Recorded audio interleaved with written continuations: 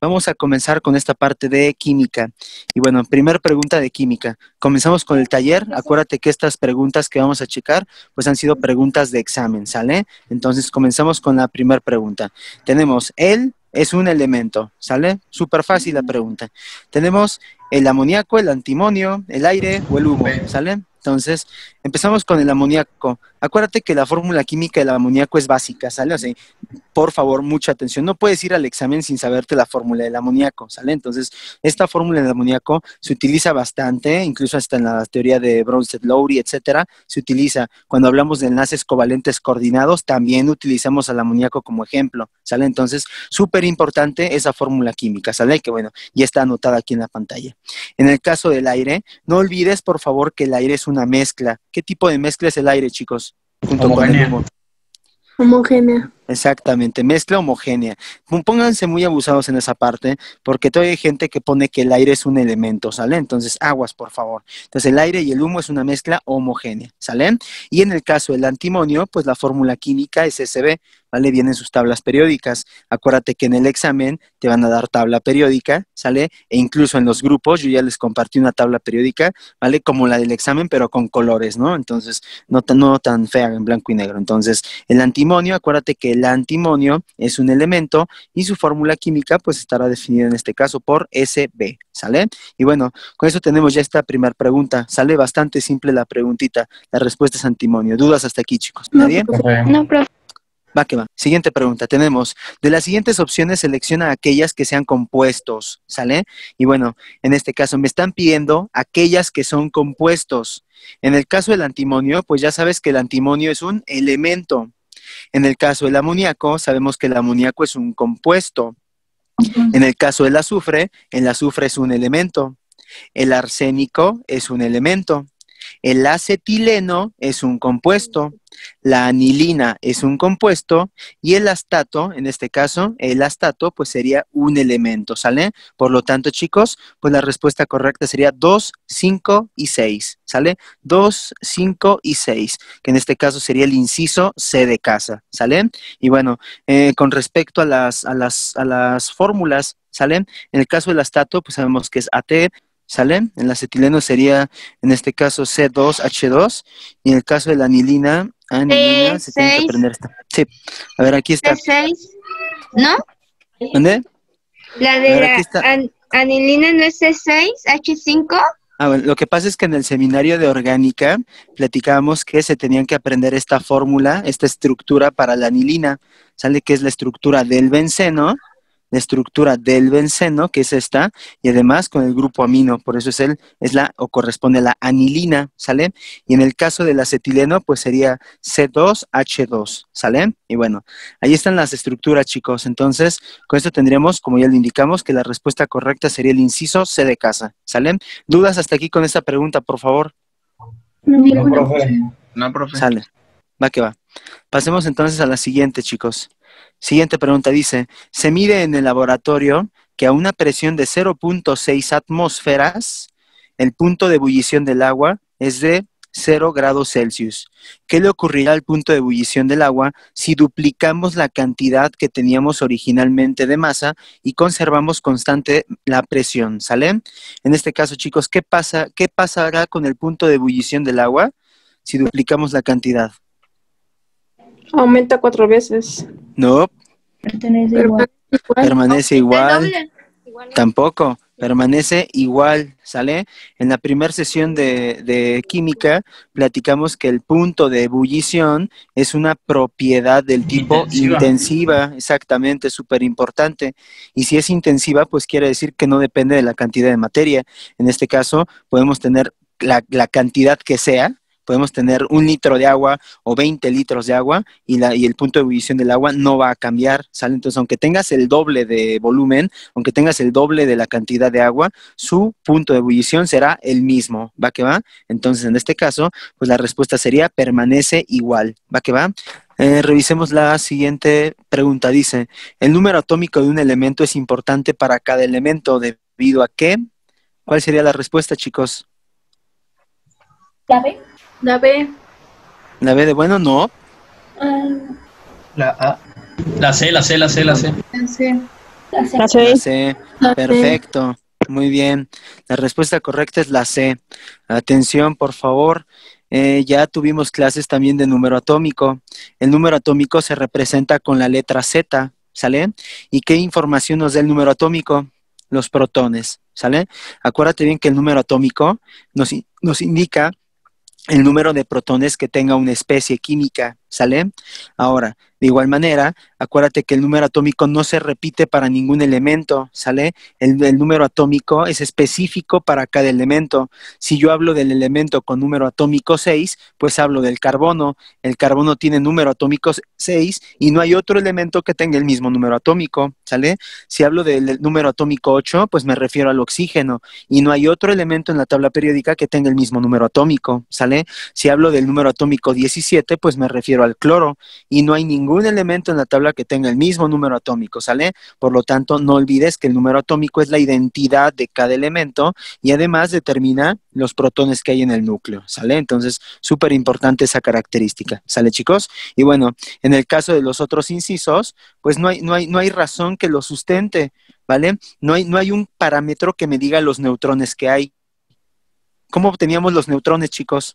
Pues restando, en este caso, el número de masa menos el número atómico, ¿vale? El inciso B, suma de protones y electrones, pues en este caso no hay ningún parámetro en la tabla periódica que me indique la suma de protones y electrones, ¿sale? Entonces, descartada totalmente, ¿sale?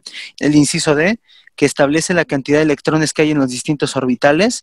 Y bueno, en este caso, si hablamos de cómo están distribuidos los electrones a lo largo de los orbitales atómicos, pues entonces hablamos acerca de la configuración electrónica. ¿Va que va?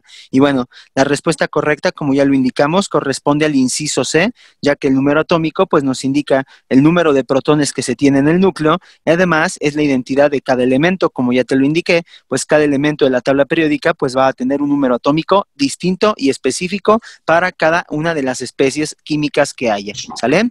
Y bueno, en este caso, ¿alguna duda con esta pregunta, chicos? Para seguir en la otra. No, profe. No, profe. Sale. Muy bien. Pasemos a la siguiente pregunta, chicos. La siguiente pregunta tenemos esta. Argón 18, potasio 19, calcio 20 y níquel 28 representan al átomo del elemento con su respectivo número atómico, con lo cual se concluye que, inciso A, el núcleo del potasio tiene más protones que el núcleo de níquel. ¿Es correcto el inciso A? No. No, porque el potasio tiene 19 protones cuando el níquel tiene 28. Entonces el potasio no tiene más, ¿sale? Por lo tanto, es incorrecto el inciso A, ¿sale? Inciso B, el potasio, que tiene 19, ¿tiene menos que el argón, que en este caso tiene 18? No. ¿Es correcto el B? No. Tampoco, ¿sale? Incorrecto. Siguiente, el núcleo de níquel tiene en este caso menos protones que el argón. El níquel tiene menos que el argón. Pues estarán de acuerdo que también es incorrecto, ¿sale? Por lo tanto, la respuesta correcta sería el inciso D de dedo, ya que el núcleo de calcio, que tiene 20 protones, pues obviamente son más que en el argón, que en este caso son 18, ¿sale?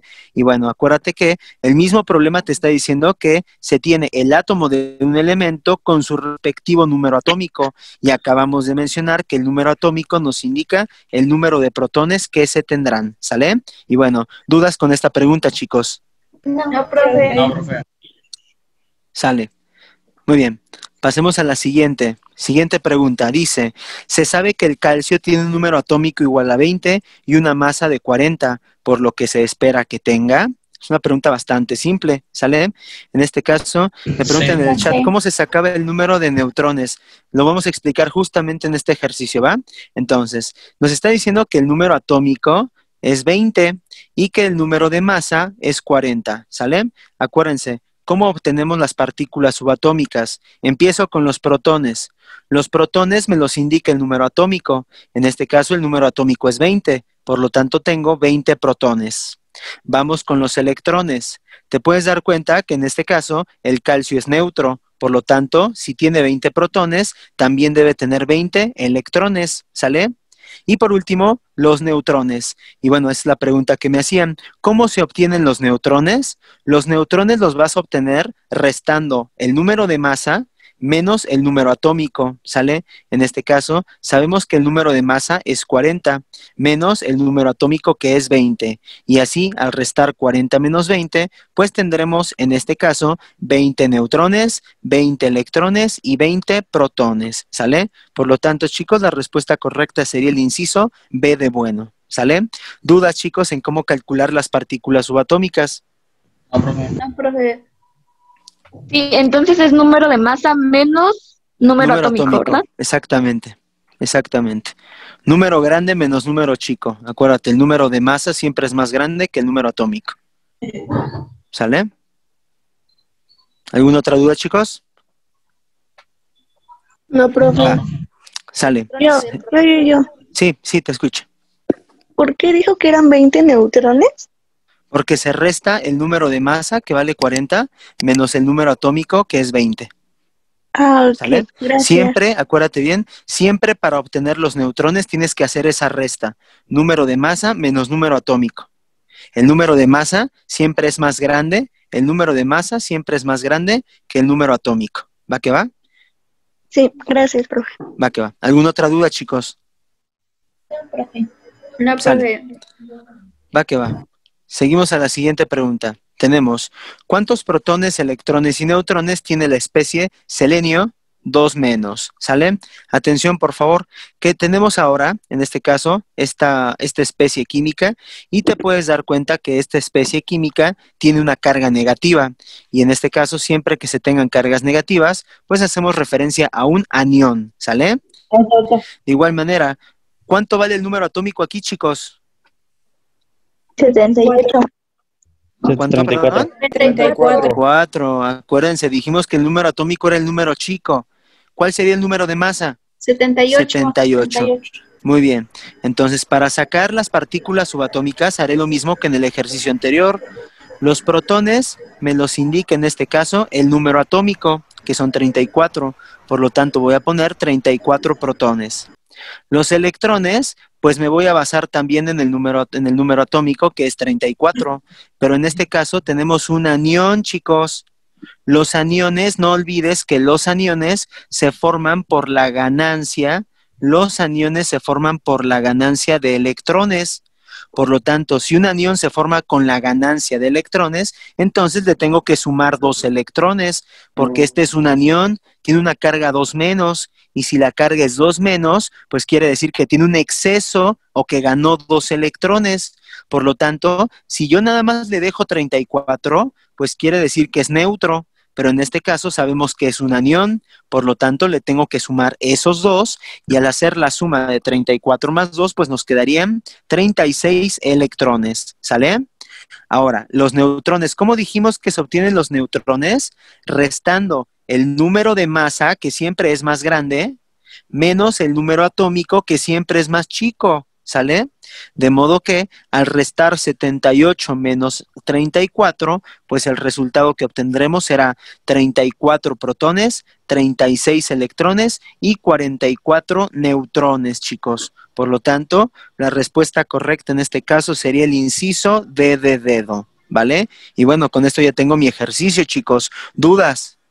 De igual manera, no olviden que en el curso tuvimos una sesión de cálculo de partículas subatómicas y explicamos cómo obtenerlas, y además también vimos ejercicios acerca de este tema, ¿sale? Entonces, ¿dudas hasta aquí, chicos?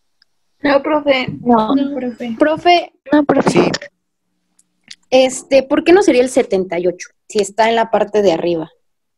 porque acuérdate que el número atómico siempre es más chico que el número de masa. ¿Vale? No te confiesa que esté arriba, ¿sale? Te platico rápidamente. Un elemento químico, lo voy a representar con la X. Lo correcto es poner el número atómico arriba y el número de masa abajo. Eso es lo correcto. ¿Va que va? Ah, y la carga, se me olvidaba. La carga eléctrica se coloca en esa esquina superior derecha, ¿sale? Esa es la forma válida para colocarlo, pero de igual manera en estos exámenes de admisión te lo pueden poner al revés. Entonces, no olvides, por favor, que el número atómico siempre es menor, que el número de masa. El número de masa siempre va a ser más grande que el número atómico, siempre. ¿Va que va? Entonces no te confiesa que el de arriba va a ser el atómico siempre y el de abajo va a ser el de masa. ¿sale? Entonces, Ok. mejor ubícalos siempre como el número grande es el de masa y el número pequeño es el atómico, ¿sale? Ok, gracias, profe. Va que va. Sí, ¿alguna otra duda, chicos? No, profe. Va, perfecto. Pasemos a la siguiente pregunta. La siguiente pregunta tenemos, en la naturaleza existen dos isótopos del cloro debido a que contienen diferente número de, en este caso, hablamos de isótopos. Entonces, ¿cuál sería la respuesta? Neutrones, ¿sale? Neutrones. Y bueno, acuérdate, ¿cuál es la definición de los isótopos? ¿Cuál es la definición de un isótopo? Pues los isótopos son aquellos que tienen el mismo número atómico, pero tienen diferente número de masa, ¿vale? Primer definición, mismo número atómico, diferente número de masa.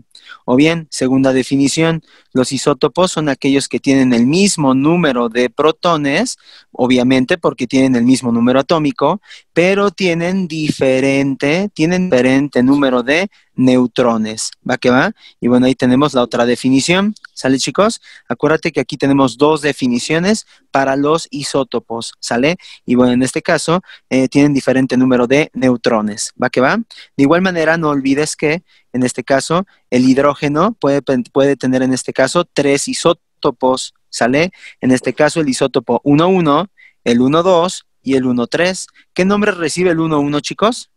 No, todavía no, ese sería el otro. Este se llama protio. El segundo se llama deuterio. Y el último se llama tritio, ¿sale? Entonces, importante esos nombres, por favor, para su examen, ¿va que va? Y corresponden estos a los isótopos para el hidrógeno, ¿sale? De igual manera, acuérdate que el carbono también presenta isótopos 612, 613 y 614, ¿sale? Y este te lo preguntan en el examen también, el 614. Acuérdate que el isótopo del carbono 14, pues lo utilizamos o se utiliza para encontrar la fecha de un artefacto antiguo, para encontrar la fecha de algún artefacto, de algún fósil, ¿para qué va?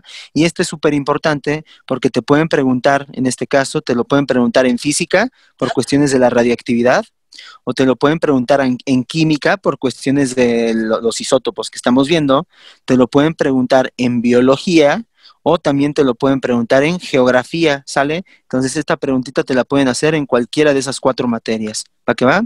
Me preguntan en el chat, ¿eso en qué videos están? Están en los primeros videos que vimos en clase, ¿sale? No recuerdo exactamente la clase, pero debe estar por ahí entre las primeras 4 clases de química, ¿sale? De igual manera, al final de la clase les comparto el video de números atómicos y cálculo de partículas subatómicas, ¿va que va? Pero sí están en los primeros de química, ¿sale? ¿Alguna duda hasta ahorita, chicos, con este ejercicio? No, profe. No, profe.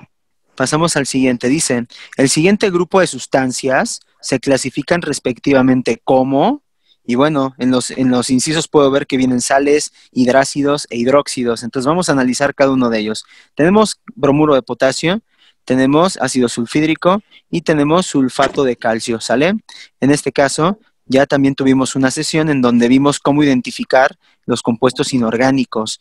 En este caso, el primer compuesto corresponde a una sal y es una sal binaria o también se conoce en este caso como sal hidrácida, sal binaria o sal hidrácida, ¿sale? ¿Y por qué es una sal binaria? Te lo dice el nombre. Binario porque está formado en este caso por 2 elementos diferentes, por eso es una sal binaria, ¿sale? Y en este caso es una sal porque no termina con oxígeno como los óxidos, no empieza con hidrógeno como los ácidos y no termina con OH como las bases, ¿sale? Por eso es una sal. Ahora, vamos con el segundo. El segundo, pues es el ácido sulfídrico y desde el nombre, pues ya te estoy diciendo lo que es. Si se llama ácido sulfídrico, pues estarás de acuerdo que es un ácido, pero específicamente este será un hidrácido. Acuérdate que hay hidrácidos y también hay oxiácidos, ¿vale? Hidrácidos y oxiácidos. En este caso, este es un hidrácido, ¿sale? Por último, tenemos al sulfato de potasio. Y el sulfato de potasio corresponde a una oxisal, ¿sale? En este caso es una oxisal debido a que tenemos la combinación de metal más no metal, más oxígeno, ¿sale? Por lo tanto, en este caso, tenemos el primero que fue sal hidrácida, entonces descarto el inciso B. Después tenemos hidrácido, entonces cualquiera de los tres, ¿vale? Cualquiera de los otros ejemplos, pues trae hidrácido, se descarta la D, descartaríamos la D porque trae hidróxido, ¿sale? Entonces ya descarté dos incisos. En este caso la respuesta correcta pues sería el inciso C de casa, ¿sale? La A no es correcta porque dice hidróxido al final, ¿sale? Y bueno, ¿alguien tiene alguna duda en cómo identificar los compuestos inorgánicos? No, profe. No, profe. No, profe. Sale. Va que va. Perfecto, chicos. Pues ya tenemos entonces esta siguiente pregunta. ¿Va que va? Pasemos a la siguiente pregunta. Dice, reaccionan con el agua formando bases, ¿sale? ¿Quiénes reaccionan con agua formando bases, chicos? En este caso, la respuesta correcta es la B. Inciso A. Vamos a checar una por una, por favor. En el caso del inciso A, tenemos los anhídridos. Y los anhídridos, junto con los óxidos no metálicos, son lo mismo. Acuérdate que los anhídridos son óxidos no metálicos, ¿sale? Ahora, acuérdate que los óxidos no metálicos también reciben el nombre de óxidos ácidos, ¿sale? ¿Y por qué se llaman óxidos ácidos? Pues estos se llaman óxidos ácidos porque cuando se combinan con agua van a dar lugar a un oxiácido, ¿sale? Importante ese punto. ¿Va que va? Ahora, los hidróxidos no es respuesta correcta porque los hidróxidos también se conocen con el nombre de bases y pues en este caso una base no le pones agua para formar una base, entonces inmediatamente se descarta. El hidróxido es otro nombre que recibe la base, ¿sale? En este caso la respuesta correcta corresponde a los óxidos metálicos porque en este caso cuando tenemos un óxido del tipo metálico y este óxido metálico reacciona con agua, pues entonces lo que vamos a dar lugar es a una base también conocida como hidróxido, ¿sale? Acuérdate de los clásicos ejemplos, el clásico ejemplo de cualquier laboratorio de química. En este caso, en cualquier laboratorio de química se tiene la sosa cáustica o hidróxido de sodio. ¿Y cómo se prepara el hidróxido de sodio? Pues en este caso, el hidróxido de sodio se prepara combinando al óxido de sodio, que son pequeñas grajeas blancas, con agua tibia. Entonces, al mezclar el óxido de sodio con agua tibia en cierta proporción para tener una concentración específica, pues vamos a crear en este caso al hidróxido de sodio. ¿Va que va? Y bueno, acuérdate que los óxidos metálicos son los que reaccionan con agua para dar lugar a una base, ¿sale? Ahora, de igual manera, las bases o hidróxidos pues están formadas por un metal más el OH, y ese metal es el que te va a dar un sabor amargo, ¿sale? Alguna vez han probado un antiácido seguramente, no sé si alguna vez han probado la leche de magnesia, por ejemplo, si la han probado, pues les deja un sabor en la lengua, deja un sabor metálico, un sabor amargo, ¿sale? Y justamente ese amargor se da justamente por el metal que contienen, ¿sale? Y vaya, acuérdate bien que las bases estarán formadas o se van a formar a partir de un óxido metálico. ¿Va que va, chicos? Y bueno, con eso ya tendremos esta pregunta. ¿Alguna duda hasta aquí, chicos? No, profe. No, profe. No, profe. Sale. Muy bien, pues ya tenemos entonces esta siguiente pregunta. Pasemos a la siguiente, ¿sale? Dice, tipos de compuestos que reaccionan con el agua para formar oxiácidos. ¿Cuál sería la respuesta correcta, chicos? Anhídridos. Anhídridos, exactamente, lo acabamos de platicar, ¿sale? Lo acabamos de indicar. Los anhídridos también se conocen como óxidos no metálicos, ¿vale? Y cuando estos óxidos no metálicos reaccionan con agua, pues vamos a dar lugar, en este caso, a un oxiácido o también conocido como oxácido, ¿sale, chicos? Y bueno, esta sería la respuesta. No olvides que los óxidos metálicos con agua forman bases. Los hidróxidos son las bases y vaya, en este caso, los ácidos pueden ser hidrácidos o pueden ser oxácidos, ¿sale? Va que va, chicos. Seguimos. Siguiente pregunta, dice, ¿qué compuestos reaccionan con agua para formar ácidos? Otra vez la misma pregunta, pero ahora ya no nos están dando los nombres en los incisos, sino que ahora tenemos distintos compuestos, ¿sale? Y bueno, como ya te lo indiqué, si queremos formar ácidos, pues entonces nos interesan los de abajo, ¿sale? En este caso, si queremos formar ácidos, pues entonces debemos de buscar óxidos del tipo no metálicos, que son los óxidos ácidos o anhídridos, que al combinar con agua forman un oxiácido. En este caso, tienes que buscar aquellos compuestos que estén formados por no metales, ¿sale? Y acuérdate que en tu examen viene tabla periódica y pues con esto puedes determinar cuáles son metales y cuáles son no metales. Acuérdense que en nuestra clase... Recuerden por favor que en nuestra clase de tabla periódica, pues vimos que la tabla periódica estaba dividida principalmente en dos partes, ¿sale? En este caso, la parte de la derecha, que es donde se encuentran los gases nobles y los metaloides, pues bueno, en este caso todos los elementos que se encuentran en esta parte de la tabla periódica y además el hidrógeno, pues corresponden en este caso a los no metales, mientras que todos los otros compuestos de la tabla periódica, pues corresponden en este caso a los metales, ¿sale?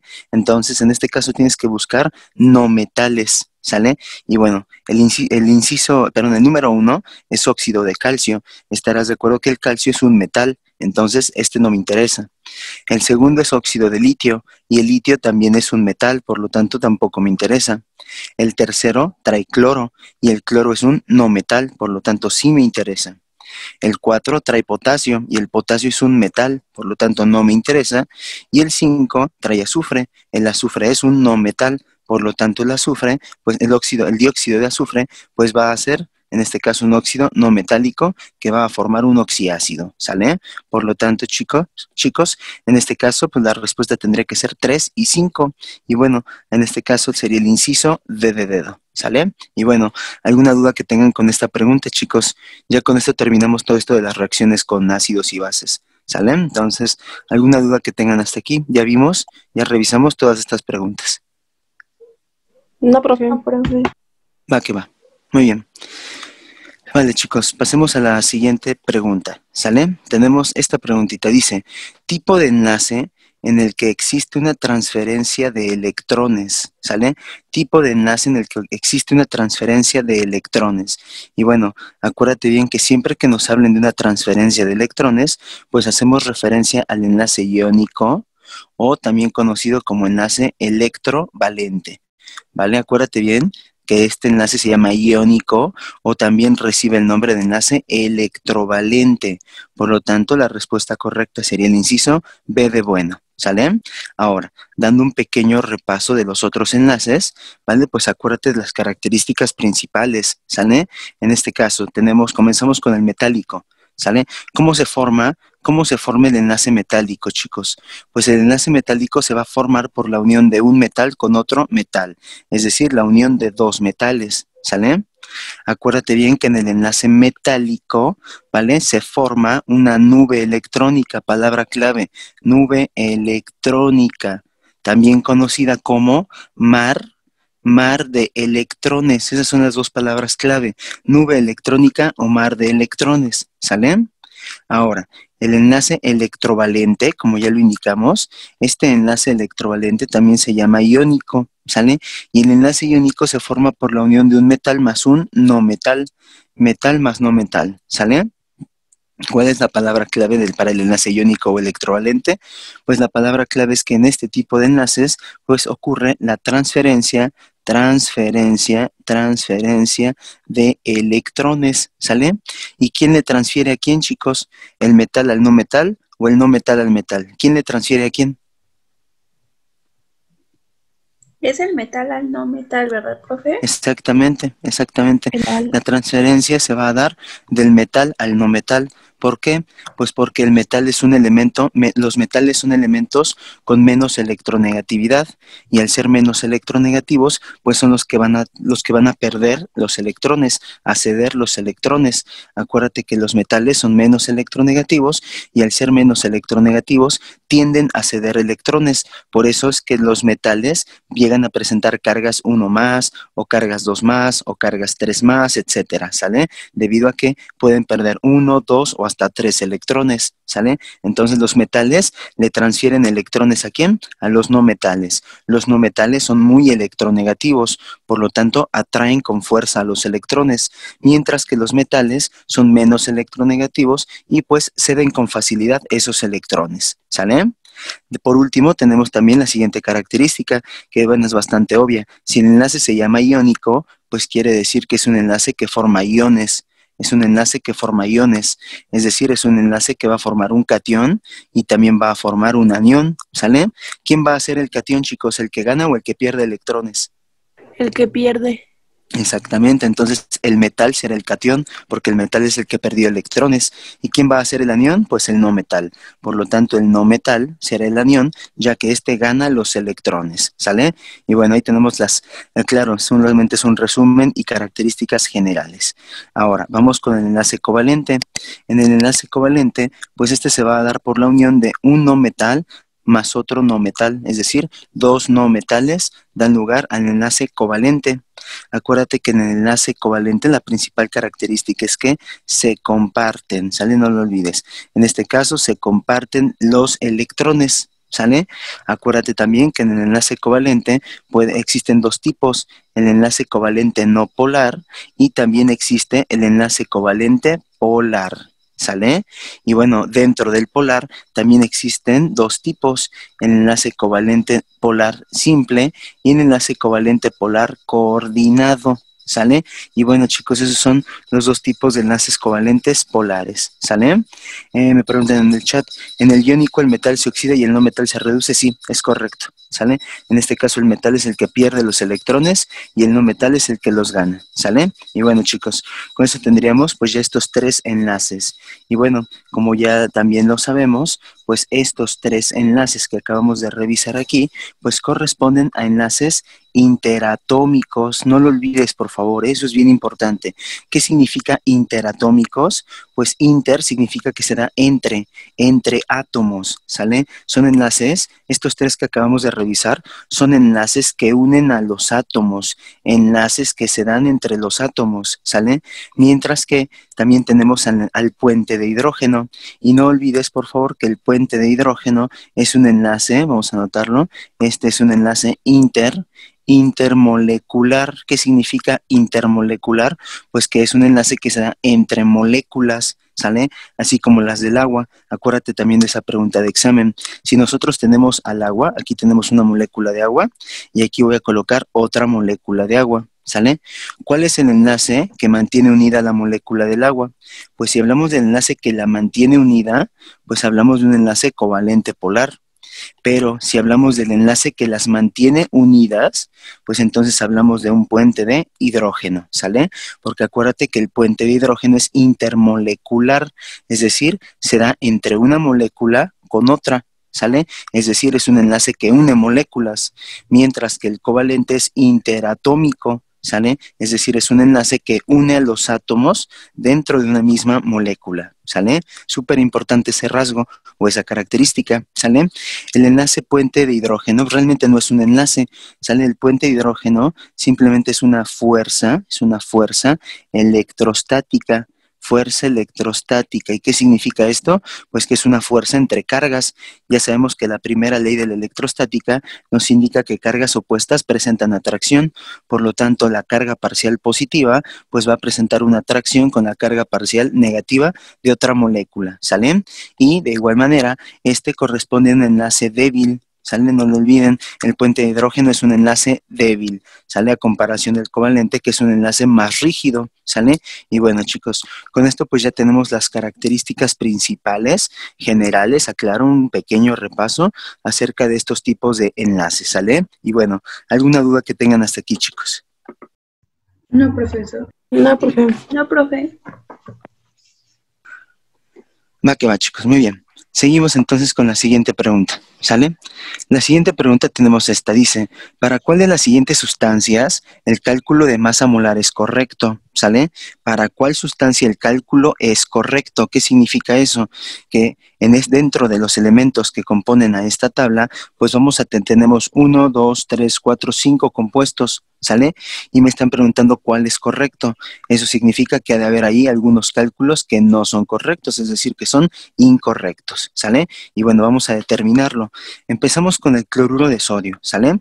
En este caso, el problema no te está dando te está dando la masa molar ya del compuesto, más no de cada elemento. Entonces, tendrás en el examen que irte a la tabla periódica al final de tu examen y buscar la masa molar, en este caso, de cada uno de estos elementos. Empiezo con el primero, que es cloruro de sodio. En el caso del cloruro de sodio, sabemos que el sodio pesa 23 gramos sobre mol y el cloro pesa 35 gramos sobre mol, ¿vale? Aclaro, voy a usar datos redondeados, ¿sale? Y te recomiendo que los uses también redondeados. Entonces, si yo sumo 23 más 35, eso nos da 58 gramos sobre mol. Y te puedes dar cuenta, pues, que el número es 58.4. Entonces, este es correcto, ¿sale? Vamos con el segundo. El segundo corresponde al cloruro de calcio, ¿sale? En el caso del cloruro de calcio, pues tenemos calcio, y el calcio tiene una masa molar de 40, usando la redondeada, ¿sale? Y en el caso del cloro, pues ya te dije que es 35 redondeado, pero hay dos cloros, entonces le voy a poner 2 por 35, ¿sale? Sabemos que 2 por 35 nos da 70 y 70 más 40 nos da 110. Entonces el cloruro de calcio tiene una masa molar de 110 gramos sobre mol aproximadamente, pero aquí en la tabla dice 75.5. Entonces yo estoy usando mis datos redondeados, pero por decimales. En este caso hay una variación bastante grande. Por lo tanto, este dato será incorrecto, ¿sale? Ahora, pasemos al siguiente, chicos. El siguiente corresponde al bromuro de potasio, ¿sale? En el caso del bromuro de potasio, pues tiene potasio, que tiene una masa de 39, redondeándola, claro, y también tenemos bromo, que el bromo tiene una masa de 80 gramos mol. Si yo sumo 39 más 80, pues eso nos da 119 gramos sobre mol, ¿sale? Y te puedes dar cuenta, pues, que me dio exacto, por lo tanto, ese es correcto, ¿sale? Vamos con el otro. En el otro caso es el dióxido de azufre. En el caso del azufre, pues el azufre tiene una masa de 32 y el oxígeno tiene una masa de 16, pero hay dos oxígenos.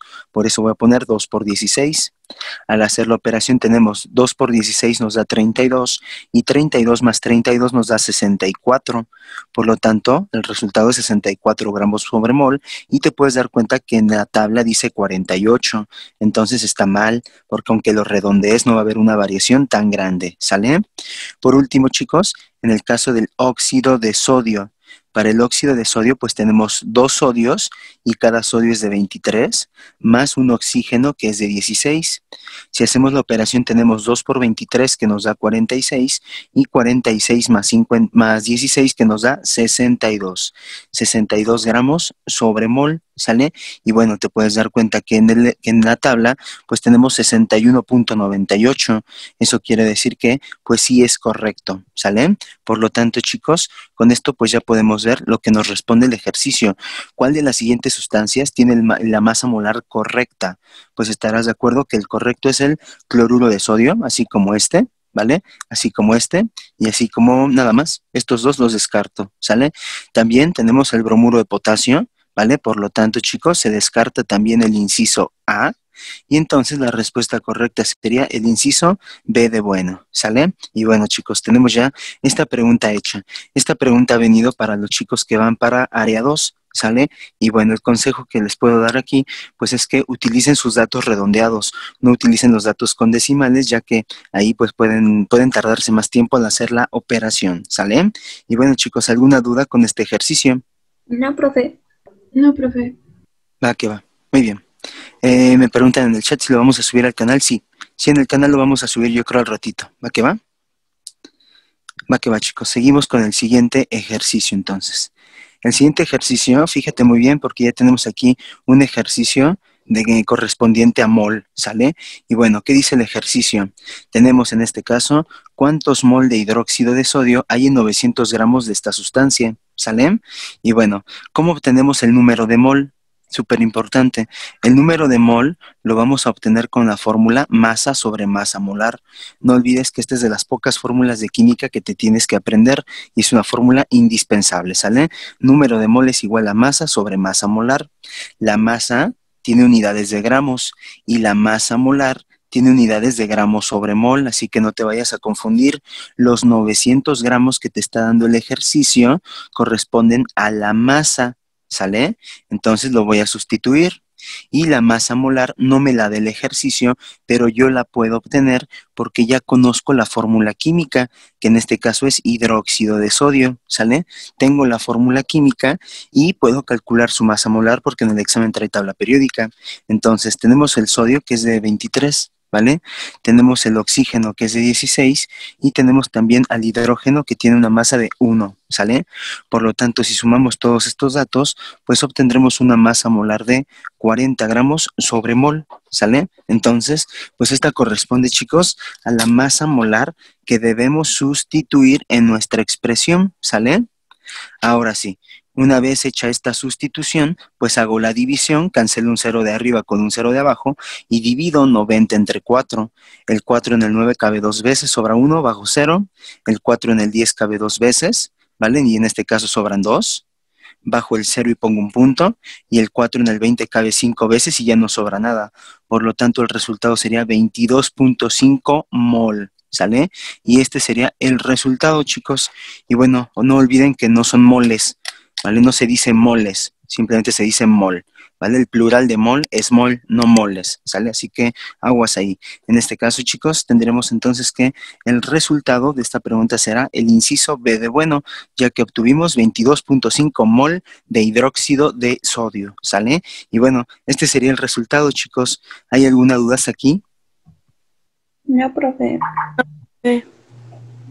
Sale. Recuerden también que, bueno, en esta pregunta, pues me están preguntando los mol, ¿sale? De igual manera, en el examen te pueden preguntar la masa. Si te preguntan la masa, pues nada más tendrías que hacer un despeje, y al hacer el despeje, pues tendríamos el número de mol por la masa molar, ¿sale? Esta sería la fórmula para, en este caso, obtener la masa a partir del número de mol y de la masa molar, ¿sale? Pasamos entonces, chicos, a la siguiente pregunta. ¿Sale? La siguiente pregunta tenemos esta, chicos. Dice, se preparó una disolución de cloruro de potasio con 75 gramos en 100 centímetros cúbicos a una temperatura de 70 grados Celsius. Selecciona cuál de las siguientes respuestas es verdadera, ¿sale? Y bueno, en este caso, chicos, tenemos esta pregunta y pues vamos a responderla, ¿sale? Las respuestas vienen planteadas con respecto a si la solución es saturada, sobresaturada, saturada o no está saturada, ¿sale? Y bueno, en este caso, pues debemos conocer que la solubilidad del cloruro de potasio pues es de 50 gramos sobre 100 centímetros cúbicos o sobre 100 mililitros, ¿no? Como tal. Entonces tenemos este dato. Normalmente este dato se los dan en el examen, aclaro, ¿sale? Entonces no te lo tienes que aprender. Normalmente ese dato te lo dan en el examen. Te lo ponen, normalmente te lo llegan a colocar con texto al final entre paréntesis. Te ponen solubilidad del cloruro de potasio, 2 puntos, y te ponen 50 gramos entre 100 mililitros, ¿sale? Ese es el dato que te dan, ¿va que va? Y bueno, en este caso, pues hay que checarlo con base en ese dato que te dan, ¿sale? Y bueno, dice, se preparó una disolución con 75 gramos en 100 mililitros a una temperatura de 70 grados Celsius. ¿Cuál respuesta es verdadera? Pues si estamos diciendo, si el examen te está especificando que la solubilidad del cloruro de potasio es de 50 gramos sobre 100 mililitros, ¿qué significa ese número? ¿Qué significa ese dato? Pues ese dato, chicos, significa que por cada 100 mililitros podemos meter máximo 50 gramos de cloruro de potasio. Eso es lo que significa. Y en este caso no hay 50. ¿Cuánto se tiene? 75 gramos. Eso quiere decir que tenemos 25 gramos más de los que los 100 mililitros pueden aceptar, ¿sale? Repito, en este caso tenemos un recipiente con 100 mililitros de agua, 100 mililitros o 100 centímetros cúbicos de agua, y aquí lo que nosotros tenemos, lo que se agregó fueron 75 gramos de cloruro de potasio, cuando la solubilidad te indica que en este caso es de 50 gramos. Eso quiere decir que tenemos 25 gramos más. ¿Sale? Por lo tanto, en este caso, la disolución estará sobresaturada, porque acuérdate que la sobresaturada es cuando tenemos más soluto del que puede soportar la disolución y por lo tanto ya no se va a disolver y pues va a precipitar o se va a sedimentar dentro de este recipiente. Al momento de que agregamos los 75 gramos, pues 50 gramos van a estar solubles, pero los otros 25 gramos se van a sedimentar en el recipiente. Por lo tanto, chicos, en este caso la respuesta sería el inciso B, ¿sale? Seguimos con la siguiente pregunta. La siguiente pregunta dice, en este caso, tenemos un compuesto con pOH de 9, se clasifica como... ¿Qué tipo de sustancia sería esta, chicos? Es una base. Es una base. ¿Una base? No. Alcalino. Un ácido. Hablamos de un pOH, chicos. Alcalino. Acuérdense. Es lo mismo que base, chicos. Alcalino. Un ácido. Atención, alcalino e hidróxido es lo mismo que base, ¿vale? Entonces, vamos a checarlo a detalle, ¿sale? Tomen en cuenta que estamos hablando de un pOH, no de pH, ¿sale? Hay que leer bien la pregunta, porfis. En este caso, acuérdate que tenemos dos escalas, la escala de pH y la escala de pOH, ¿sale? Y bueno, en ambos casos, la escala va planteada desde el 0 hasta el 14, ¿sale? Pasando por el 7, claro está. En este caso, si nosotros tenemos un pH, claro, si nosotros tenemos, lo notamos de este lado, si el pH es, en este caso, menor que 7, pues sabemos que la sustancia es ácida. Pero si el pOH es menor a 7, pues entonces tenemos una base, ¿sale? Mientras que si la sustancia es neutra, pues en este caso el pH tendría que ser de 7 y también el pOH tendría que ser de 7. Una sustancia neutra se considera cuando su pH o su pOH es de 7, ¿sale? Ahora, para terminar, pues ¿qué pasa si el pH es mayor a 7? Si el pH es mayor a 7, pues entonces tenemos una base. Pero si el pOH es mayor a 7, entonces tenemos una sustancia ácida, ¿sale? Y bueno, en este caso me están diciendo que el pOH es de 9, es decir, el pOH es mayor a 7, por lo tanto la sustancia que tendremos es ácida. Y entonces la respuesta sería el inciso B de bueno. ¿Va que va? Y bueno, tampoco olviden, por favor, que si en el texto dice base, o si dice alcalina, sustancia alcalina, o si dice, por ejemplo, hidróxido, pues es lo mismo, chicos. Entonces, por ende, no tendrías que poner la C, porque la C y la D es la misma, y ya sabes que en estos exámenes no hay dos preguntas correctas, solo hay una respuesta correcta. Entonces, como hay dos respuestas que son lo mismo, pues inmediatamente se descartan, ¿sale? Mientras que el inciso A, pues es neutro, tendría que ser 7, ¿sale? Y bueno, en este caso la respuesta es ácida, ¿sale? En el chat me preguntan, ¿también sosa aplica para la base? De hecho, la sosa cáustica es hidróxido de sodio.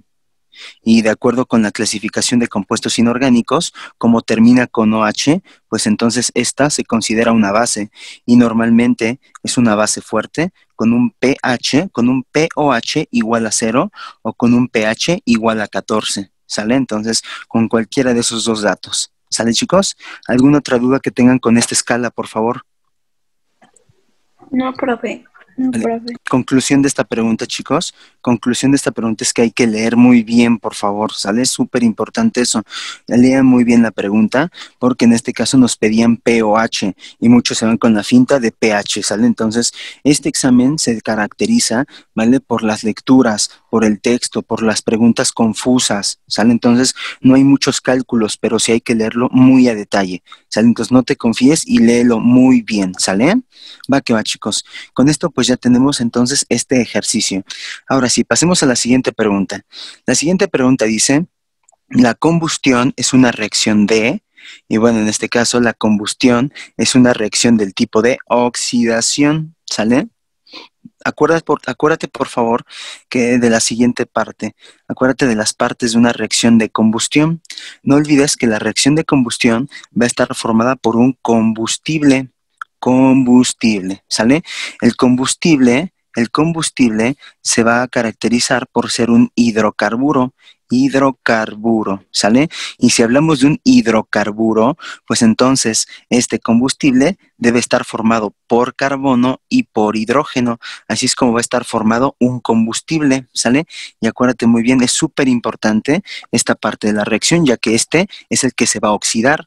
El combustible es el que se va a oxidar, ¿sale? Ahora, también se requiere de un comburente, ¿sale? Y el comburente corresponde al oxígeno, chicos, ¿sale? No olvides, por favor, que una pregunta de examen importante en el agua es que el agua es el disolvente universal. ¿Se acuerdan que el agua es el disolvente universal? Pues en este caso, si en el examen les preguntan cuál es el comburente universal, pues si hablamos del comburente universal, pues hacemos referencia al oxígeno, ¿sale? Así que mucho cuidado con esa parte. El disolvente universal es el agua, mientras que el comburente universal es el oxígeno, ¿sale? Y el oxígeno, chicos, pues sabemos que es aquel que se va a encargar de oxidar al combustible, ¿sale? Acuérdate que el combustible va a ser la molécula que se oxida, mientras que el comburente va a ser la molécula que se reduce, ¿sale? Ahora, una vez que tenemos esto, siempre se va a formar dióxido de carbono, siempre se va a formar agua y siempre se va a desprender energía de esta reacción química.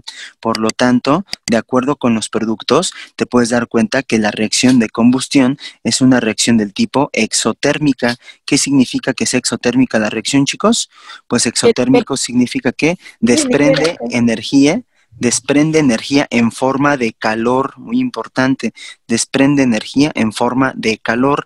Y acuérdate muy bien, estos reactivos nunca cambian, ¿eh? Estos nunca cambian, ¿sale? En este caso siempre se va a desprender dióxido de carbono, agua, y aparte se va a liberar una gran cantidad de energía. Incluso en los seminarios de química orgánica platicábamos que los hidrocarburos, principalmente en este caso los alcanos, son los que se utilizan como combustibles, ya que los combustibles, pues en este caso los alcanos como combustibles, liberan gran cantidad de energía, ¿sale? Y acuérdate bien, no podemos tener una reacción de combustión sin un comburente.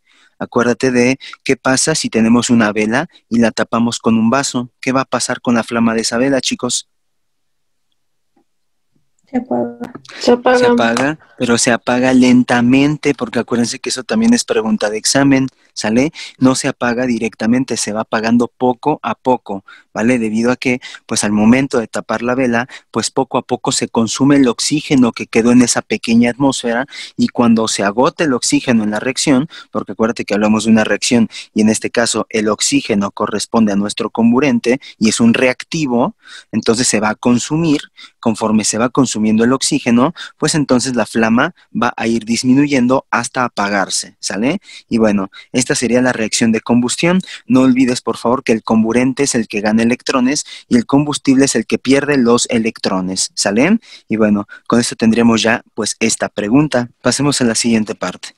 La siguiente pregunta dice, principal contaminante atmosférico causante de la lluvia ácida, ¿sale? Y bueno, acuérdate que ya platicábamos de ciertas reacciones importantes que se llevan a cabo en la atmósfera, ¿sale? En este caso, la combustión, ya hablamos de la combustión. Si nosotros tenemos a un no metal, y si este no metal se quema o se oxida, ¿vale? No metal más oxígeno, ¿qué es lo que vamos a formar con la unión no metal más oxígeno? Pues si unimos no metal más oxígeno, lo que vamos a generar es un óxido no metálico, ¿sale? Y acuérdate que los óxidos no metálicos también se conocen como óxidos ácidos, o también reciben el nombre de anhídridos, ¿sale? Que bueno, ya hemos platicado de esos nombres bastante, ¿sale? Ahora, ¿qué pasa cuando estos óxidos no metálicos, óxidos ácidos o anhídridos reaccionan con agua? Pues ya vimos que si estos reaccionan con agua, lo que van a formar o lo que van a producir es un oxiácido. ¿Queda claro hasta ahí? De este modo, si nosotros tenemos, por ejemplo, carbono, nitrógeno y oxígeno, al momento de que estos reaccionen con oxígeno, ¿qué es lo que vamos a formar, chicos? Pues lo que vamos a formar en el primer caso será dióxido de carbono, dióxido de nitrógeno y dióxido de azufre, ¿sale? Que bueno, aquí le puse oxígeno y era azufre, ¿sale? Entonces eso es lo que vamos a formar. Ahora, cuando estos compuestos reaccionen con agua, porque acuérdate que estos compuestos son gases y al ser gases se van a encontrar en la atmósfera y cuando estos reaccionen con agua, pues van a formar al oxiácido correspondiente. En este caso pueden formar al ácido carbónico. Acuérdate, el ácido carbónico siempre está presente en el agua y eso es lo que hace que el pH de la lluvia pues sea aproximadamente de 5.5, o sea que el pH de la lluvia, el pH del agua que conforma la lluvia siempre es ácido, ¿sale? Siempre es ácido, pero ligeramente ácido porque tiene un pH de 5.5. Ahora, en este caso, si combinamos al dióxido de nitrógeno, pues vamos a formar al ácido nítrico y si combinamos al dióxido de azufre, pues vamos a formar al ácido sulfúrico, ¿sale? Y estos dos, pues son los responsables de la lluvia ácida, en general, ¿sale? En este caso, el que siempre tiene más importancia, aclaro, siempre el que tiene más importancia es el del azufre, ¿sale? Este compuesto de azufre es el que va a tener mayor importancia. Por lo tanto, chicos, la respuesta pues sería el inciso D de dedo. También el de nitrógeno es correcto, pero es en una proporción muy pequeña, chicos, en una proporción mínima, ¿sale? O sea, los dos son responsables de la lluvia ácida, pero hay uno que está en mayor proporción y hay uno que es el principal, como lo indica la pregunta, principal contaminante. En este caso, tanto la B como la C como la D, pues son responsables en parte de la lluvia ácida, pero el principal sería el inciso D de dedo. ¿Sale, chicos? Y bueno, ¿qué es lo que acabamos de platicar aquí? En la primera parte platicamos de reacciones con el aire, más bien con el oxígeno. En este caso, reacciones con el oxígeno, ¿sale? Y en la segunda etapa, pues hablamos en este caso de reacciones con el agua, que esas ya las hemos platicado bastante en esta sesión. ¿Sale, chicos? Y bueno, con eso tendríamos pues ya esta pregunta. La siguiente preguntita tenemos, ¿el uso de los clorofluorocarbonos provoca que en la atmósfera se destruya en este caso, acuérdate muy bien de esta parte, por favor. Los clorofluorocarbonos los abreviamos como CFC, ¿sale? Y los CFC pues son la abreviatura para los clorofluorocarbonos. Y siempre que hablemos de clorofluorocarbonos, estos se van a encargar de destruir al ozono, que bueno, ya habíamos platicado que esta fórmula química es indispensable para tu examen, ¿no? O sea, la del ozono es básica y te la debes de saber muy bien. Entonces, con eso tendremos que la respuesta correcta sería el inciso B de bueno, ¿sale? Y bueno, acuérdense que en este caso es un punto bien, bien importante este del ozono, ¿sale? Acuérdate que el ozono se destruye naturalmente en la misma atmósfera, pero debido a los clorofluorocarbonos, pues estos favorecen o aceleran la destrucción del ozono. Acuérdate que en el aire hay oxígeno y el oxígeno tiene una reacción bien característica, chicos. Aquí tenemos al oxígeno, ¿sale? Voy a colocar 1, 2 y 3 oxígenos, ¿sale? Aquí tengo 3 moléculas de oxígeno. Cuando estas moléculas de oxígeno reciben la radiación ultravioleta, atención por favor todos, porque estas preguntas son de examen, ¿eh? Cuando estos oxígenos reciben la radiación ultravioleta, pues lo que va a ocurrir es que pues habrá moléculas de oxígeno que no se rompan, habrá moléculas de oxígeno como estas dos que yo puse que quedan intactas, pero también habrá moléculas de oxígeno que se rompan y al momento de que se rompen estas moléculas de oxígeno, pues van a formar radicales libres, ¿sale? Esos radicales libres reaccionan con el mismo oxígeno y al momento de que reaccionan con el mismo oxígeno, pues entonces se va a formar al ozono. Aquí acabamos de formar al ozono. Te puedes dar cuenta que estos son los oxígenos moleculares que teníamos, más el oxígeno radical libre que se acaba de incorporar, ¿sale? Entonces, esto que te acabo de enseñar ahorita es la forma en la que se produce el ozono. Fíjate bien cómo pasamos de oxígeno a ozono. ¿sale? Entonces así es como se crea o como se produce el ozono en la atmósfera. Antes de seguir, ¿hay alguna duda hasta ahí en cómo se produjo? No, profe. Ok, sale. Seguimos. Mucha atención, por favor, porque esto es de examen. Entonces, una vez que ya tenemos el ozono, ¿cómo afectan los clorofluorocarbonos al ozono? Pues vamos a platicarlo rápidamente. En este caso, los clorofluorocarbonos, ¿sale? Pues como el nombre lo indica, van a estar formados un CFC, ¿vale? Es la abreviatura, pero su fórmula química será CXFYCLZ. ¿Vale? Aclaro, las letritas X, Y y Z, esas letritas X, Y y Z, no te preocupes por esas letras, esas simplemente son los subíndices, ¿vale? En este caso, lo que me interesa son los compuestos carbono, flúor y cloro, ¿sale? Por eso se llaman clorofluorocarbonos, ¿queda claro? Ahora, esos compuestos son bien importantes, ¿sale? Y bueno, en este caso, los clorofluorocarbonos, por ejemplo, coloco este clorofluorocarbono. Este es un clorofluorocarbono. ¿Qué hacen los clorofluorocarbonos? De igual manera, cuando reciben la radiación ultravioleta, cuando estos reciben la radiación ultravioleta, pues entonces este clorofluorocarbono pues se va a descomponer y va a perder a un cloro. De este modo, tenemos aquí este cloro que se acaba de perder. Ese cloro es un radical libre, bien importante, chicos, ¿sale? Ahora, después, este CFCl2, que es el que teníamos en la reacción anterior, cuando sigue recibiendo la radiación ultravioleta, pues se puede volver a descomponer a CF2Cl, por ejemplo, ¿sale? Más cloro. Entonces ahí tenemos dos ejemplos, chicos, dos clorofluorocarbonos que debido a que reciben la radiación ultravioleta, pues están desprendiéndose de un cloro. Lo pueden notar. Y esos cloros son muy reactivos. Estos cloros que acabo de generar aquí, chicos, son bien reactivos. ¿Salen? ¿Por qué? Porque cuando tenemos estos cloros con el ozono, este cloro con el ozono, ¿qué crees que es lo que se va a formar? Cuando el cloro reacciona con el ozono, va a formar óxido de cloro más oxígeno, más, en este caso, oxígeno. Eso es lo que se forma. ¿Va que va? Entonces, bien importante porque ahora este óxido de cloro va a reaccionar con más oxígenos, fíjate bien, este óxido de cloro va a reaccionar con más oxígenos que están en la atmósfera, ¿sale? Y al momento de que reaccionan con esos oxígenos, ¿sale? Entonces, lo que se va a producir es cloro otra vez y de nuevo oxígeno. ¿Sale? El cloro de la reacción inicial más oxígeno. Es decir, tenemos otra vez la producción de cloro.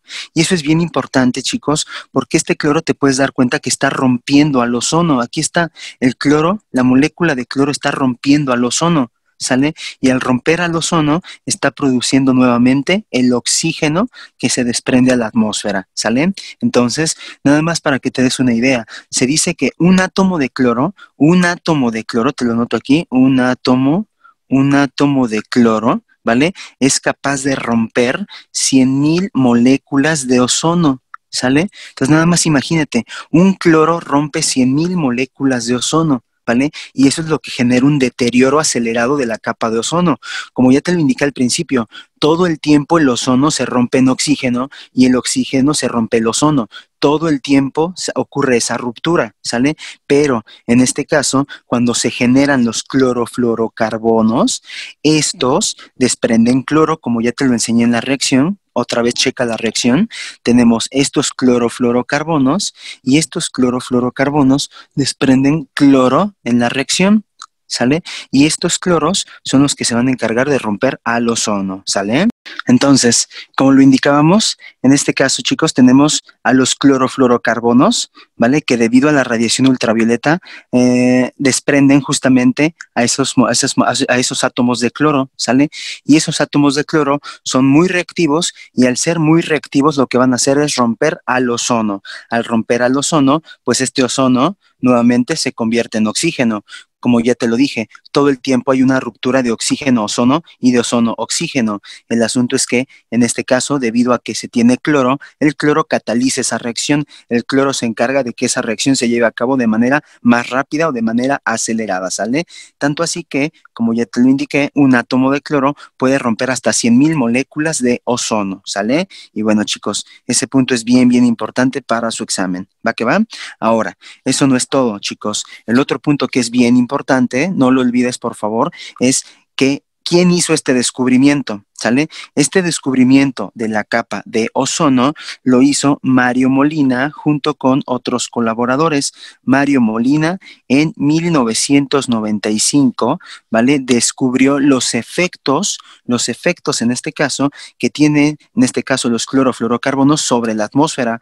Y justamente en este año, chicos, de 1995, Mario Molina recibe el Premio Nobel de Química. ¿Sale? Premio Nobel de Química, ¿vale? Gracias al descubrimiento del efecto de los clorofluorocarbonos sobre la atmósfera. ¿Va que va? Y bueno, con eso ya tenemos, chicos, esta pregunta. Pasemos a la siguiente, chicos. Dice, ¿cuál de los siguientes incisos muestra propiedades que cumplen los lípidos, chicos? ¿Cuál de las siguientes propiedades cumplen los lípidos? ¿Sale? Y número 1, los lípidos, aquí está mal, los lípidos son ceras. Los lípidos son terpenos y los lípidos son esteroides. ¿Eso es correcto, chicos? Sí. Sí. Sí, muy bien. Entonces el 1 es correcto. Segundo, ¿los lípidos están formados por aminoácidos? No. No, tache. ¿Quiénes están compuestos por aminoácidos? Las proteínas. Exactamente. Muy bien. Chicos, ¿los lípidos son solubles en soluciones acuosas? No. No son solubles en agua. Sí, 4. ¿Los lípidos proporcionan energía inmediata? No. No, esos son los Tampoco. carbohidratos. Exactamente, los azúcares aportan energía inmediata. 5. ¿Constituyen la principal reserva de energía? Sí. Muy bien. Entonces, de estas cinco propiedades, pues la 1 y la 5 corresponden a propiedades que cumplen los lípidos, ¿sale? Y bueno, chicos, con eso pues ya tendremos nuestra respuesta. ¿Para qué va? ¿Alguna duda que tengan con esta pregunta, chicos? No, profe. Siguiente pregunta dice, ¿una proteína está formada por...? A ver, tenemos inciso A. ¿Una proteína es una serie de enzimas? No, la inciso A es incorrecto. ¿Una proteína es una cadena de aminoácidos? Sí, esa respuesta es correcta, ¿sale? Y bueno, acuérdate por favor que en clases pues revisamos principalmente 3 polímeros bien importantes. Los polisacáridos, ¿vale? Vamos a ponerlo aquí como polímeros, ¿vale? En orgánica vimos que los polímeros están formados por monómeros, ¿sale? Y bueno, en este caso, los polímeros que vimos en biología son los polisacáridos. ¿Cuál es el monómero de los polisacáridos, chicos? ¿Cuál es el monómero de los polisacáridos? ¿Cómo está formado un polisacárido? Monosacárido. Exactamente, por monosacáridos, perfecto, ¿sale? Ahora, también vimos a las proteínas. Las proteínas también son polímeros, pero los polímeros van a estar formados, las proteínas van a estar formadas ¿por qué monómeros? Por los aminoácidos, muy bien. Y vimos otros que eran los ácidos nucleicos, el ADN y el ARN. Y los ácidos nucleicos también son polímeros, que en este caso van a estar formados por monómeros. ¿Qué nombres reciben los monómeros aquí? Nucleótidos, perfecto. Entonces, acuérdate bien porque eso es de examen, ¿sale? No olvides, por favor, que los monosacáridos forman polisacáridos. Los aminoácidos forman proteínas, mientras que los nucleótidos forman ácidos nucleicos, ¿vale? En esta pregunta, pues solamente preguntaron de la proteína, pero yo te estoy colocando lo demás porque lo demás también es de examen, ¿va que va? Y bueno, seguido llegan a hacer este tipo de preguntas. Tampoco olvides, por favor, que pues todas las enzimas son proteínas, pero no todas las proteínas son enzimas, ¿vale? Entonces, por eso es que esta respuesta es incorrecta. Todas las enzimas entran en el grupo denominado proteínas globulares, mas no todas las proteínas son enzimáticas, ¿vale? Entonces, importante, acuérdate que las enzimas solamente es una propiedad que cumplen algunas proteínas, ¿sale? Y bueno, con eso ya tenemos esta pregunta, ¿sale, chicos? Pasemos a la siguiente pregunta. Dice, reacción que representa la formación del ácido nítrico, ¿sale? Y bueno, esta pregunta es de examen. Chequen muy bien esta reacción, es muy fácil. Simplemente debemos identificar cuál de estas reacciones tienen los productos al ácido nítrico, ¿sale? Y bueno, de todas estas reacciones, pues debemos de recordar, número 1, que el ácido nítrico tiene la estructura HNO3, ¿sale? Esa es la estructura. Y bueno, de todas estas reacciones, pues la única que está formando al ácido nítrico, pues sería en este caso el inciso C de casa. Y de igual manera, pues te puedes dar cuenta con la reacción que les he repetido muchas veces, que seguramente ya los tengo bien hartos, que es la reacción en donde tenemos un óxido no metálico, cuando reacciona con agua, ¿qué es lo que forma? Pues lo que va a formar es un oxiácido, ¿sale? El ácido nítrico es un oxiácido, aquí está, y este se está llevando a cabo con la formación de un óxido no metálico más agua, ¿sale? Y bueno, de igual manera, si te fijas en los otros incisos, pues te puedes dar cuenta que este no es ácido nítrico, esto ni siquiera sé qué sea, y esto tampoco es ácido nítrico, ¿vale? Por lo tanto, el inciso A, B y D son incorrectos, ¿sale? Y bueno, con eso ya tenemos esa pregunta, chicos. Pasamos entonces al siguiente punto, chicos, ¿sale?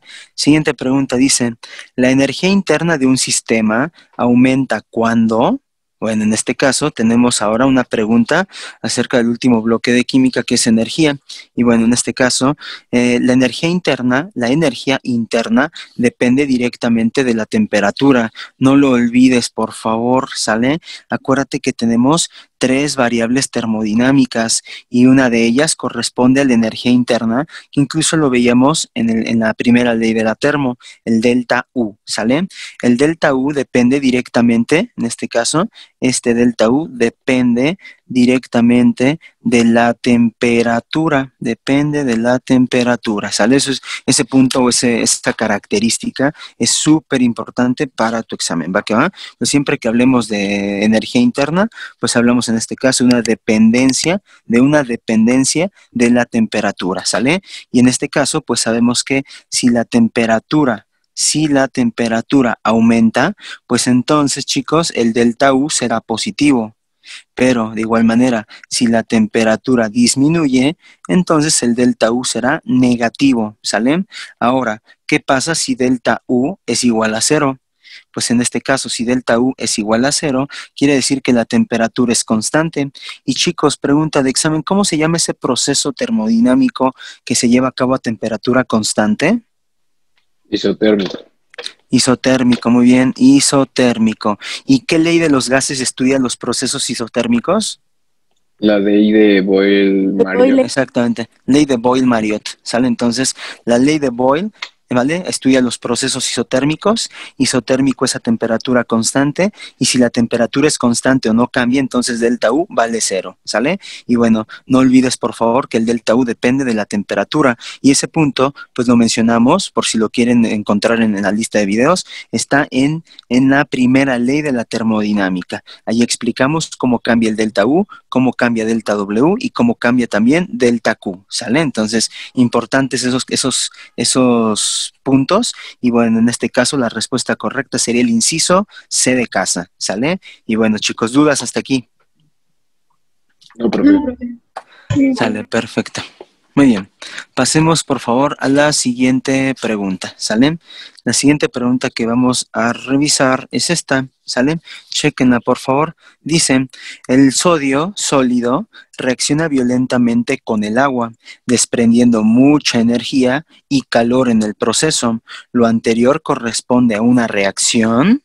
Y bueno, en este caso, pues estarán todos de acuerdo que la respuesta es inciso A, reacción exotérmica. Acuérdate que es una reacción exotérmica, pues es una reacción en donde se desprende energía en forma de calor, ¿vale? Se libera energía, pero en forma de calor. Por eso ayer en la sesión de biología, pues no decíamos que era exotérmica, decíamos que era exergónico, porque exergónico significa que en este caso libera energía por la ruptura de un enlace. Acuérdate que no es nada más liberar energía o absorber energía. La energía es muy variada. En este caso, exergónico o energónico es que absorbe energía para formar enlaces o libera energía para romper al momento de que se rompen enlaces. Mientras que exotérmica y endotérmica es cuando absorbe o libera energía en forma de calor específicamente, ¿sale? Y bueno, con eso tendremos ya esta respuesta. ¿Sale, chicos? Pasemos entonces a la siguiente pregunta. Dice, la ecuación de una reacción endotérmica es... Y bueno, en este caso tenemos a la variable delta H, ¿sale? Reacción endotérmica, ¿sale? Y bueno, acuérdate de la breve explicación. En este caso, debemos hacer uso del parámetro denominado entalpía, ¿sale? La entalpía la vamos a representar con la letra H. Mucha atención, porfa, ¿sale? Vamos a dar un repaso rápidamente de qué pasa aquí. Entonces, la entalpía se representa con la letra H mayúscula, ¿sale? Y de igual manera, el cambio en la entalpía se calcula con la diferencia entalpía de productos menos entalpía de reactivos. Acuérdate que esa es la fórmula para calcular o para determinar el cambio en entalpía, ¿sale? Y bueno, es muy importante, es súper importante que te aprendas la fórmula, porque esa fórmula también la llegan a preguntar en el examen, ¿sale? Entonces la entalpía en este caso se calcula restando la entalpía de productos menos la entalpía de reactivos, ¿va que va? Y la entalpía la podemos definir como la energía que intercambian, en este caso que se intercambia con su entorno, la energía que un sistema termodinámico intercambia con su entorno, ¿sale? El asunto es que, mucha atención, ahora sí va lo más importante aquí, este valor de delta H, pues tú puede presentar en este caso dos signos principalmente.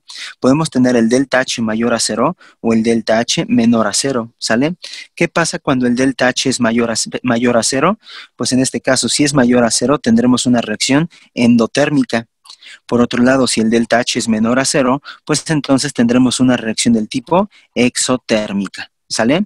Y bueno, les comento esta parte porque te puedes dar cuenta en las reacciones que trae delta H, y de igual manera en el examen es bastante utilizado este parámetro, ¿sale? Entonces, me están preguntando la endotérmica, por lo tanto, empiezo con el inciso A. Tengo reactivos y tengo productos, y te puedes dar cuenta que tengo energía en productos. Por lo tanto, si la energía se encuentra en los productos, pues quiere decir que en esta reacción se produce energía o se libera energía. Y estarás de acuerdo que si se libera energía, pues no es endotérmica, más bien esta sería exotérmica. ¿Están todos de acuerdo que esta sería reacción exotérmica? Sí. Sí. Vale, vamos con la segunda. Tenemos reactivos, tenemos productos, pero no me indican la energía ahí. Por otro lado, tenemos el delta H, y te puedes dar cuenta aquí que el delta H es menor a 0, y entonces acabamos de decir que si el delta H es menor a 0, entonces la reacción también es del tipo exotérmica. Por lo tanto, el inciso B tampoco me interesa, ¿sale? Vamos con la C. En el inciso C tenemos reactivos y productos, y aquí sí viene energía, y viene la energía en los reactivos. Eso quiere decir que entra energía o que se utiliza energía para llevar a cabo esta reacción. Por lo tanto, este inciso C pues sería la respuesta correcta, ya que esta corresponde a la reacción endotérmica, ya que en este caso se tiene energía en los reactivos, ¿sale? Por último, el inciso D de dedo. En este caso tengo reactivos, tengo productos, el delta H es negativo, y sabemos que si es negativo, pues es menor a 0. Por lo tanto, esta reacción también sería del tipo exotérmica, ¿sale? Y bueno, el inciso D también se descarta, ¿sale, chicos? Y bueno, con eso ya tenemos esta pregunta. Vamos a pasar a la siguiente, ¿vale? Ya casi acabamos. Tenemos siguiente pregunta, dice, ecuación que representa la energía libre de Gibbs, ¿sale? Entonces, igual manera, una breve explicación de esta parte.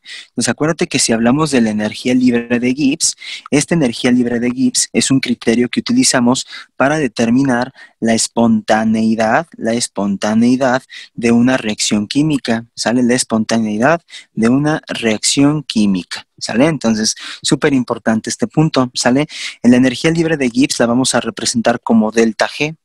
Y el delta G, o la energía libre de Gibbs, o la espontaneidad, pues depende tanto del cambio en la entalpía, es decir, del delta H, menos la temperatura multiplicado por la entropía, que bueno, en este caso tenemos, chicos, entonces en este caso, ¿vale? Tenemos esta fórmula, que es la fórmula que se utiliza para calcular, en este caso, la energía libre de Gibbs.